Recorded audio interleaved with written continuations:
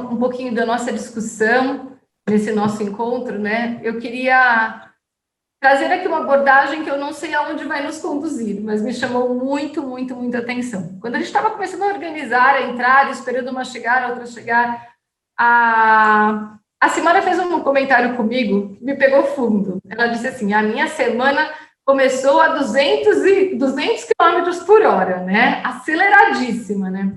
E aí me veio uma lembrança e uma busca por uma ilustração que eu não sei o que isso quer me dizer, mas alguma coisa quer me dizer. Na semana passada, aliás, na semana retrasada, eu mandei uma mensagem para a Simara e falei assim, Simara, seus filhos, seu marido possuem uma rede de oficinas. E será que você pode me indicar o telefone deles? Porque a questão, a meninas estão com uma questão, o carro da Lígia, na verdade, está com uma questão que a gente está entendendo o que está acontecendo.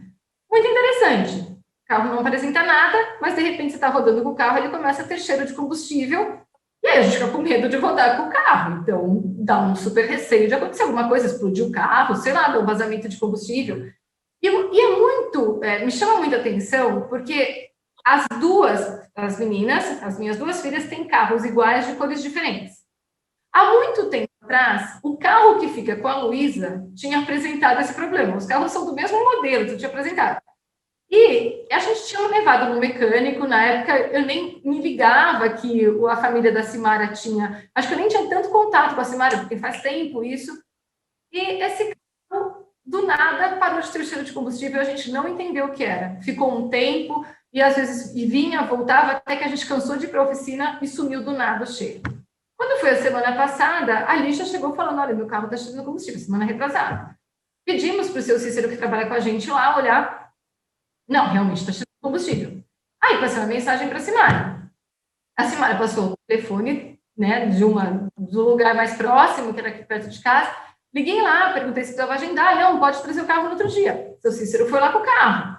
Chegou lá, foi lá com o carro. Viraram de ponta cabeça. Olha, pode ser que tenha uma borracha aqui meio solta, passa não sei o quê, vem não sei o quê. Ficou uma manhã inteira lá com o carro. Não tem nada o carro. De novo, a mesma falta de diagnóstico. Isso me chamou muita atenção, porque no passado a gente já discutia diagnósticos. E me lembrou que a gente tem a questão da Simara ter uma família onde o pai era médico, e a gente já abordou várias vezes a falta de diagnóstico. Tá bom, voltou o carro, e aí vamos observar o carro. Quando chegou no final de semana, o César, bom, a gente tem que usar o carro da Lígia, para a gente ver se o carro está cheirando combustível ou não está cheirando combustível. Parece que tinha parado o cheiro de combustível. Saímos dar uma volta com o carro cheirando combustível. E eu com sentimento assim, não, a Lígia não pode rodar com esse carro. Perigoso, a gente precisa parar o carro e precisa mandar o carro de novo para consertar. Aí o César, bom, mas ela tem que ir um dia para a faculdade presencial. Então, tem que mandar ela de carro nesse dia, porque ela só tem permissão de carta por conta de idade, de cada uma dirigir o seu carro, não pode pegar o carro do César, o meu carro, porque daí não está cadastrado no seguro, não sei o quê. Eu não. A Lígia não vai dirigir esse carro, porque esse carro não pode rodar. Bom, eu sei que chegamos à conclusão que o seu Cícero vai levar a Lígia amanhã na faculdade e depois vai pegar esse carro e vai voltar para a oficina, lá na família da Simara, para identificar o que é esse bendito cheiro de combustível. E eu ouvi isso que a Simara falou, saí para pegar umas coisas e voltei com a sensação assim, gente, o que isso quer me dizer? A Simara está acelerando um monte e eu não estou podendo sair do lugar. O que isso, sistemicamente, aquele que acelera precisa me trazer uma resposta aqui, porque eu não estou entendendo isso. Falei, bom, o que tiver que ser, vai ser. A elucidação vai vir, né? Chego aqui, vejo a Dora com uma camiseta toda de estampa de exército. Aqui o negócio pegou assim, ó. Gente, o que essa camuflagem toda precisa me mostrar? Com medo de explosão, com medo de circular, e por outro lado, a Simara falando que está indo a 200 por hora. Então, para mim, vem um sentimento aqui, a partir dessa, né, dessa percepção, do que precisa ser visto. O cheiro de combustível, a camuflagem de guerra, o de alguma forma ter que ser parado. Para mim, tem uma questão sistêmica aqui tentando se mostrar. E aí, eu peço a colaboração de vocês para que a gente busque uma compreensão mais profunda do que isso poderia tentar nos mostrar. E veja, enquanto eu esperava vocês chegarem, a Thaís chegou antes, e eu estava conversando com ela, e a Thaís dizendo, falando sobre dor de garganta, e eu falando, Thaís, se sua garganta está incomodando, pelo sim, pelo não, vai, faz o teste, faz o diagnóstico. É importante fazer o diagnóstico. E você falou, mas a Camilinha está tomando coragem porque o exame do Covid é desconfortável. Eu falei, eu também acho, me incomodou demais. Então, vê que aqui a gente tem uma mensagem de que diagnóstico dói. Só que, ao mesmo tempo, o diagnóstico bloqueia a caminhada, porque a Camilinha não pode ir para a escola. Porque com o risco de ter um diagnóstico, ela foi impedida de desenvolver a rotina dela. Percebe? Faz sentido para você tudo isso?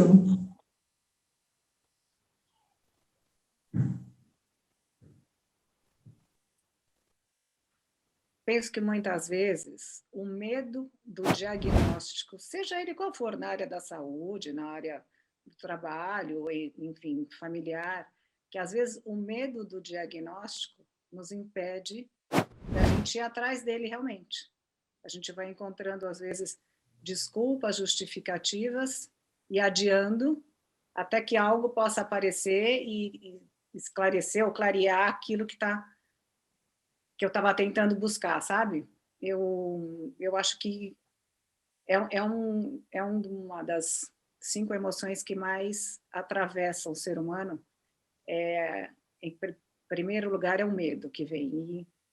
E é isso que muitas vezes nos impede mesmo, né, de seguirmos, de ir atrás daquilo que realmente a gente precisa ou daquilo que a gente quer, né?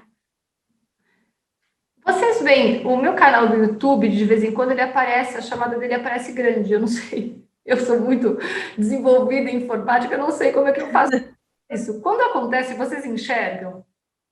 Vocês enxergaram o que aconteceu agora com a chamada do meu canal do YouTube? Não.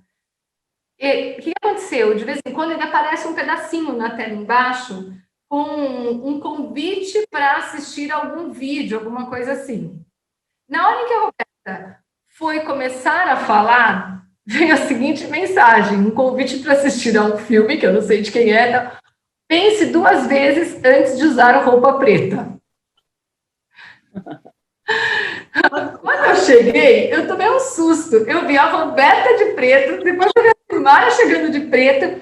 Eu falei, gente do céu, o povo agora realmente resolveu vestir o preto, né? Somos corajosas.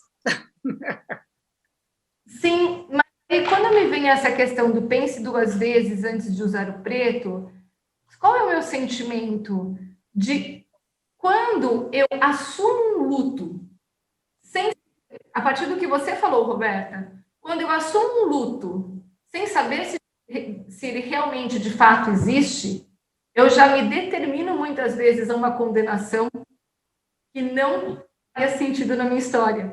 O bloqueio, o que bloqueia o seguir o medo? O que eu disse? Eu não quero que a Lígia saia com o carro porque eu tenho medo que alguma coisa aconteça a partir de uma interpretação que eu já estou dando para inúmeras possibilidades que podem acontecer. Então, o que a gente tem aqui, né? As interpretações. Eu olho a Dora e eu não consigo enxergar a Dora, uma pessoa com uma cara jovem, uma estampa despojada. Por detrás disso, eu já vejo a guerra, eu vejo o peso do medo, eu vejo o conflito. Então, o que me vem muito forte quando você fala isso, né, Roberta? É a forma como eu me relaciono, como eu interpreto as oportunidades, as possibilidades da vida, acaba me trazendo uma condenação que nem sempre seria o meu destino.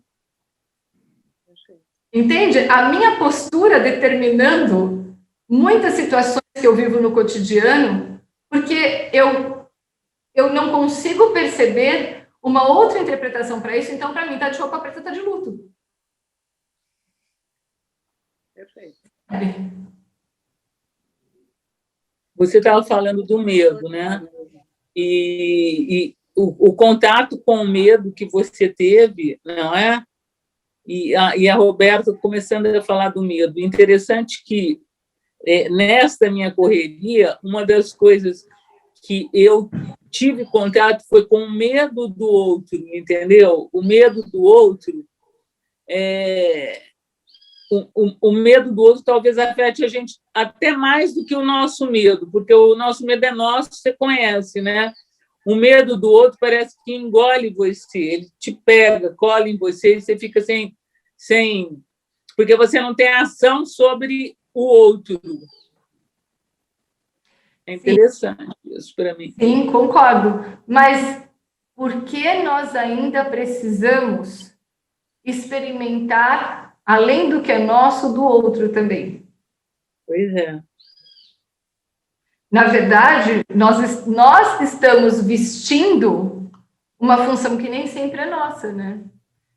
Nesse final de semana, eu assisti aquele filme Era Uma Vez um Sonho. Alguém de vocês assistiu? E chega um momento em que o neto da família vive tantas interferências das escolhas, de formas de tratamento da avó, da mãe, e já é um reflexo de toda uma situação disfuncional que eles viviam ali. Ele precisou fazer uma escolha entre o medo da mãe ter uma vida interrompida e ele ficar ali cuidando dela, ou entender que ela precisava viver o destino dela e ir para a vida dele. É uma história real, que ele escreveu uma autobiografia em 2016, e ele decide, ele opta por realmente seguir o caminho dele, dando o respaldo do olhar do amor, mas respeitando o destino e as particularidades, as fragilidades desse destino.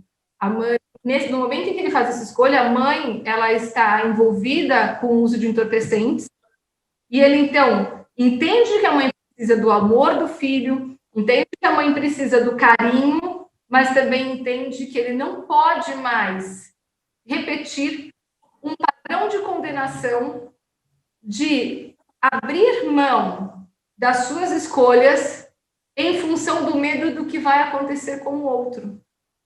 E aí ele vai para o destino dele, né? Então, é que é muito difícil para a gente lidar com esse medo, porque nós nos sentimos responsáveis pelos outros também, né? A lei da ajuda, eu penso que é uma das maiores, nos nossos maiores desafios.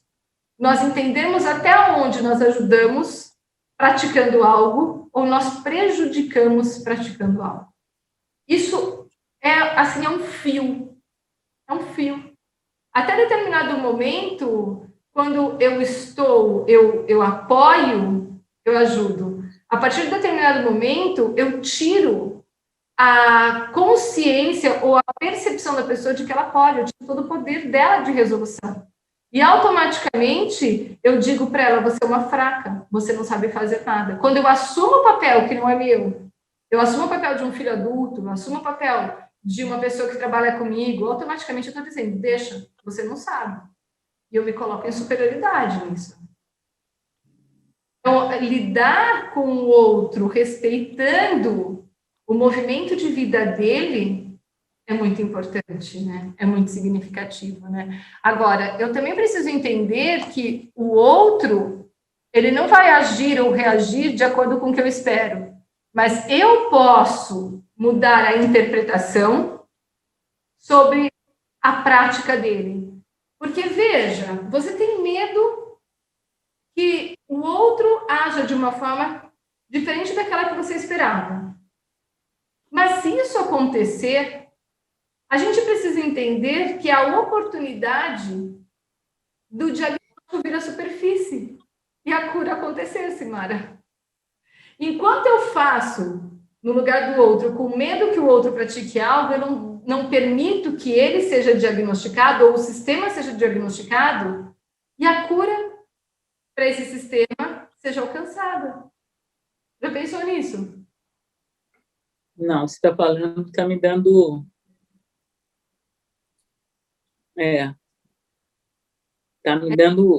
Está me dando recurso para pensar.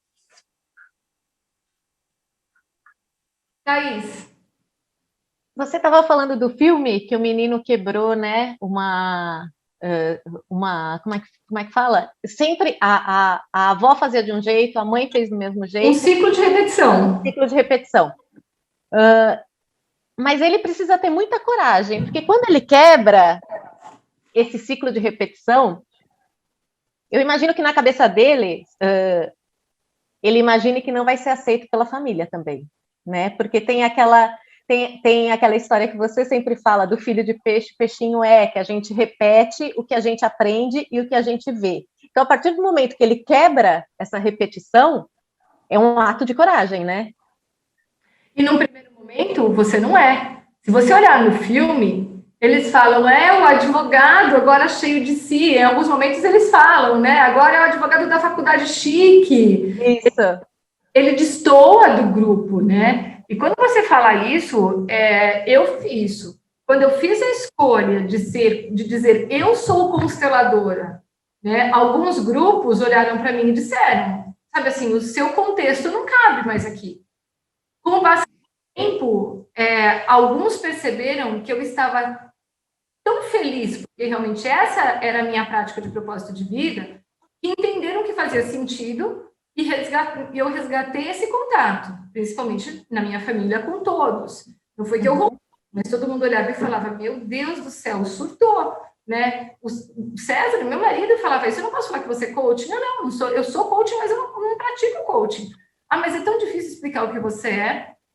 Não explica, só fala. Ela é isso, né? Mas até eles entenderem que eu estava feliz com isso, hoje todo mundo diz, olha, a gente sabe que não teria um outro caminho, mas nesse período de ruptura, assim, onde todo mundo olha e fala, meu Deus, que maluca, agora deixou a sala, agora vai ficar trabalhando dentro de casa, que loucura, tá investindo nisso, até onde vai isso?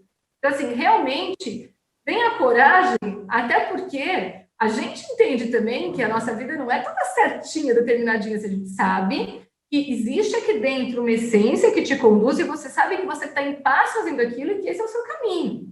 Mas, realmente, assim, é um ato de extrema coragem. Esse período é um período de solidão, que você tem que lidar com você mesmo. Você não tem para quem pedir a opinião. Você não pede opinião, porque você sabe que a opinião vai ser um não. É negativa, Você ouve o seu corpo. Numa meditação essa semana, eu falava que a maior forma de fazer escolhas hoje na minha vida é sentir o meu corpo e o meu coração. Se o meu corpo me traz bem-estar, o meu coração pulsa de forma gostosa, harmoniosa, né? Então eu falo, ok, essa é a escolha que eu faço. Se eu sinto o meu coração desconfortável, se o meu corpo dói em algum lugar, eu falo, não, essa não é a escolha que eu faço. Mas como eu descobri ouvir a minha essência a partir da comunicação do corpo? Quando eu entendi que eu não podia esperar do outro a resposta que estava dentro de mim. Mas isso, Kátia, é um aprendizado, né? A gente vai aprendendo, a gente vai aprendendo a se ouvir, a se entender, até chegar na coragem, saber que é um momento que estaremos sozinhos, nós por nós mesmos, e aí sim começa o retorno, né? Porque todo mundo vê que você está fazendo o que você gosta. E eu assisto isso nas pessoas que nos seguem também. De repente, isso aconteceu muito no começo da pandemia. Muita gente no começo da pandemia buscando soluções, buscando acalento, começou a participar das minhas lives, dos meus encontros, e de repente começaram a aplicar e alcançar soluções. Gente, mas que conflito. Aí eu chego para o meu marido, falo isso, meu marido fala assim, é maluca, né? Eu que começo a seguir. Maluca, imagine isso daí, que é isso? Né? Que fundamento que tem isso? E aí vem o conflito, né? Mas está dando certo para mim. E aí, por um período, você faz, mas você nem conta que você fez. Aconteceu comigo também. Né? Aí o César fala, mas vai fazer outra constelação? Nossa, vai gastar dinheiro de novo? Isso me faz bem, isso me faz bem. Mas realmente é um desafio até você incorporar uma nova percepção de vida, um novo hábito. E a partir dessas fases, com essa nova percepção, aí você vai. Aí se o outro falar, não fala, tá tudo bem. Mas esse processo de transição, como é difícil assumir diante dos outros, né? Eu vejo profissionais, como é difícil chegar numa live e assumir, nossa, para mim isso faz sentido. Alguns médicos dizendo, para mim isso faz sentido, né? Outro dia eu recebi uma mensagem da Marie, uma amiga minha que também faz o programa de formação e tudo, e ela me mostrando, fiquei tão feliz, olha, eu fui a esse médico e falei que estava fazendo o programa de formação com você, ele falou, nossa, eu adoro constelação, e eu conheço a Kátia porque eu assisto as lives dela, que legal. Ela falou, nossa, eu fiquei tão aliviada, porque eu imaginei a posição dela, né, contando com aquele receio, quem vai falar, o médico vai falar disso, né? Quando ela obteve esse retorno positivo, ela falou, nossa, me trouxe uma leveza, um bem-estar tão grande que eu quis compartilhar com você, né? Então, é realmente esse movimento de transição ser encarado como um desafio positivo. Não como um peso, né, Thaís? Mas um desafio positivo, uma oportunidade, né? Que todos nós agora podemos viver. Mas agora me veio na cabeça, né? E voltamos para o medo. Porque, querendo ou não, você fica com medo até do julgamento. Eu acho que esse é o maior medo, quando você encara novos desafios, o medo de ser julgada, né? De ser reprimida, de ser julgada. Então a gente volta para o medo que a Roberta começou falando. E tem mais uma coisa, né? Quando você se torna constelador, como é o nosso caso, você ainda tem o desafio de trazer as elucidações que surgem na consciência de um movimento de correção, e você sabe que nem sempre é tudo tão racional e tão claro. Eu estava falando outro dia numa aula, e chegou a um ponto que, assim, eu tinha muito receio de falar sem entender por que eu estava falando aquilo, as pessoas falarem, nossa, surtou de vez. Até um dia que eu fiz um anúncio, nós estávamos num grupo lá na sala que vocês conheceram e frequentaram muito, e eu vi um cesto de batatas, e eu falava, Cristo, como que eu vou anunciar um cesto de batatas? Vou anunciar um cesto de batatas. E chegou uma hora que eu não conseguia mais seguir com a constelação. E eu falei, eu vou ter que anunciar esse cesto de batatas, porque senão a gente vai seguir. E aí eu peguei e falei, olha, gente, não entendo por quê, não tem como me explicar nacionalmente, mas eu vejo uma bacia, um cesto, uma fruteira cheia de batatas. Né? E quando acabou a constelação, uma pessoa veio em prantos falar comigo. Você não sabe, domingo a minha filha foi embora de casa, ela foi almoçar na minha casa, chegou lá, minha fruteira estava com algumas batatas fora da geladeira e as batatas estavam brotando. E ela teve uma discussão horrível comigo, falando que eu não podia comer aquela batata, que eu não cuidava da saúde, que eu estava sendo relapsa, deixando as batatas lá. E a gente teve uma discussão horrível e ela foi embora e não almoçou na minha casa. E eu tô super triste, porque ela não voltou para minha casa. Ela não falou comigo, ela tem a casa dela, tudo, mas ela nem falou comigo. E aí passou nisso, eu falei, bom, enfim, que bom que eu anunciei as batatas. No outro dia, essa pessoa me passou uma mensagem, eu saí da constelação, a minha filha tinha mandado uma mensagem, amanhã eu vou almoçar com você. Que besteira, briguei com você por conta das batatas. Quando isso aconteceu, eu entendi que eu precisava anunciar. E aí, quando você entende isso, se você anuncia um pouco ou muito, você já está etiqueta ali na testa, é doida, um pouquinho a mais, um pouquinho a menos, não vai fazer diferença. Aí tá tudo certo, você já é assim e pronto. E você assume que você é assim. E aí fica tudo tão mais leve. Porque daí você não tem mais que nada. Você só é o que você é. Do jeito que você é, com as doideiras que você é e com as crenças e certezas que você tem. Né? Mas o que importa é que a vida flui sem peso e você vive pelo prazer de viver e de contribuir, né? Meninas, algo a mais a compartilhar? Senhoras mudas? Em relação ao medo, né? O medo realmente, né? A gente tem medo do julgamento, e o medo nos paralisa, né?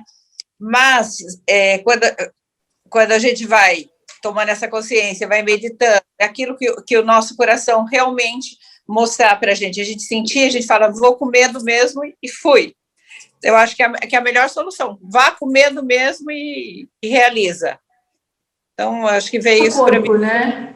Ou seu corpo, você está com medo, mas seu corpo está dizendo, vai, eu tô te conduzindo a isso, né? Não tenha esse medo, né? Siga realmente, né? Acelere. Aí, controle a aceleração, né? Entenda que existe uma aceleração média ali, que é perfeita para o seu caminhar, e para que você tenha tempo de observar a paisagem, usufruir dessa paisagem, se relacionando com ela, de forma leve, de forma gostosa, né? Alcançando uma nova experiência de percurso, né? Sentindo a brisa, observando as nuances do colorido, enfim, né? Realmente explorando de forma profunda. Porque o medo também é uma proteção. Exatamente. Sim. Né? Então, a gente se atira. De medo que é positiva, né? Quando você fala vai com medo, é por aí. A gente tem que pensar que tem um nível, né, de medo que nos protege, faz parte do nosso instinto de sobrevivência, isso. Então, se a gente olhar como uma proteção realmente, a gente consegue dar esse passo que você está falando, que a Kátia está colocando, né? Mas acho que muitas vezes o que acontece é que nos remete à infância, registros que a gente tem de memórias negativas lá atrás, e aí nos deixa preso, muitas vezes por conta disso, e aí, consequentemente, por falta desse esclarecimento do papel importante que o medo faz na nossa vida, né? O papel positivo nesse lado, né? Por esse lado. Não foi nem que você viveu esse trauma na infância, mas você ouviu uma história, porque vem da sua família, porque vem um conceito da sua família, né? E alguns medos, eles são extremamente positivos, outros, eles realmente geram uma estagnação. Empreender não é bom, né? Quantos de nós ouviu isso, que empreender não é bom? Né? Muitas famílias não acreditavam naquele espírito mais arrojado de empreender, de criar uma empresa. Muitas famílias tinham o conceito de que você precisa ter aquela vida segura, de um processo de concursado, né, de um emprego fixo. Não tinha aquela visão de que também a qualquer momento isso pode ser uma representação de instabilidade, né? Então, entender até onde o medo ele contribui para a sua segurança e o quanto o medo pode também estar gerando uma estagnação. Empreender pode ser positivo, mas também não preciso tirar todos os recursos, colocar todos os meus recursos lá e correr o risco de amanhã não ter nenhum recurso de sobrevivência. Então, o medo dosado, a dosagem desse medo não é ficar com o carro parado, nem acelerar a 200 por hora, é desenvolver uma velocidade média de acordo com o percurso que eu estou experimentando. Olha que coisa interessante, a gente sai dos dois opostos e encontra o equilíbrio, né, desses dois opostos, né? É por aí. Muito interessante, né?